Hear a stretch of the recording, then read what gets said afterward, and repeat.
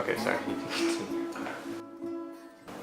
I think that Minneapolis is a smaller community, so everyone knows each other. I think you're more likely to run into people that you know in the Twin Cities, which is great because film is such a collaborative job.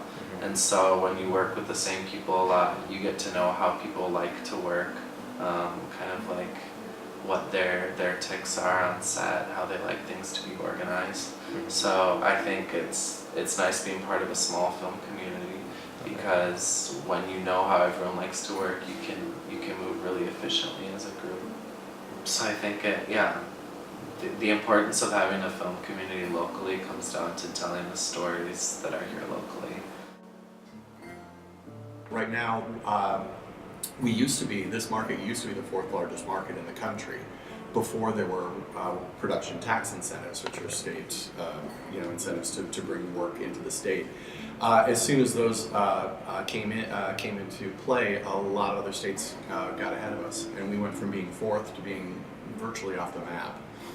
And it's, for those that remember the 90s, it was very beneficial here for a film community to have regular work.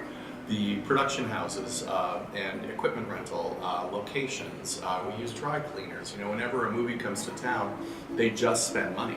They rent vacant warehouse spaces. There's money that goes to somebody for space that was not being rented those few months. There's office equipment. There are people that are hired. There's trucks that are rented. There's there are costumes that need to be bought. Money is just spent and spent and spent. When we did Thin Ice here in 2008, it was the height of the recession, and we shot in Hopkins, and we had businesses coming up to say that they would have gone out of business if we had not been there that winter. That's all the questions I have. But also one thing I wanted to touch on was your the series that you did, Agent Max, right? Yeah. Yeah. Can you speak a little bit about that, maybe, Sure. how it got started and your involvement in it? Yeah, growing up, I always loved the action genre. Thought I wanted to be like James Bond.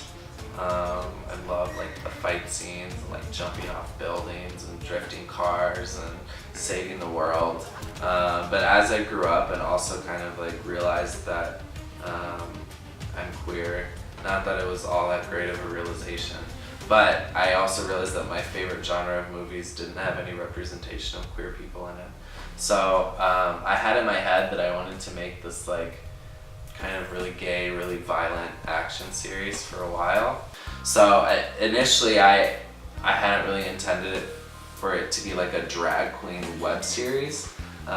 Initially I just wanted it to be an action series with a queer protagonist. But now it's become more of a drag series, which is cool. I like it. That led me to working with film festivals, and I worked with the Sundance Film Festival for 3 years, and then I started to program for the Provincetown Film Festival on Cape Cod, and I've been the director of programming there since 2006. In 2008, I was hired by a company in Minnesota that called Works that was looking to finance and produce films, and I co-produced 4 films for them. Howl with James Franco, Lawrence Kasdan film, Darling Companion that starred Diane Keaton, and Life During Wartime, Todd Slon's movie, and then Thin Ice, which we shot in Minnesota.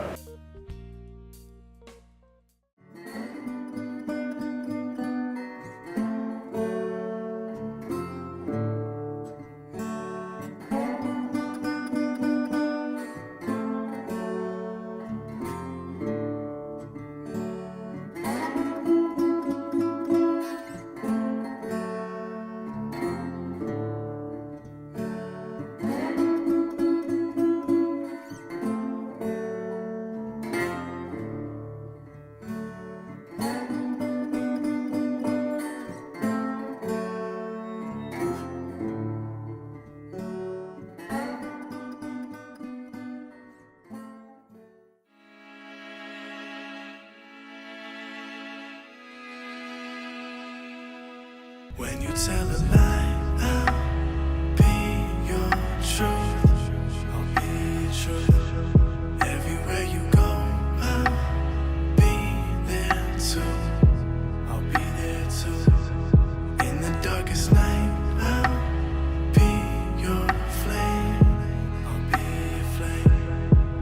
time you hurt, I'll ease your pain. I'll ease your pain.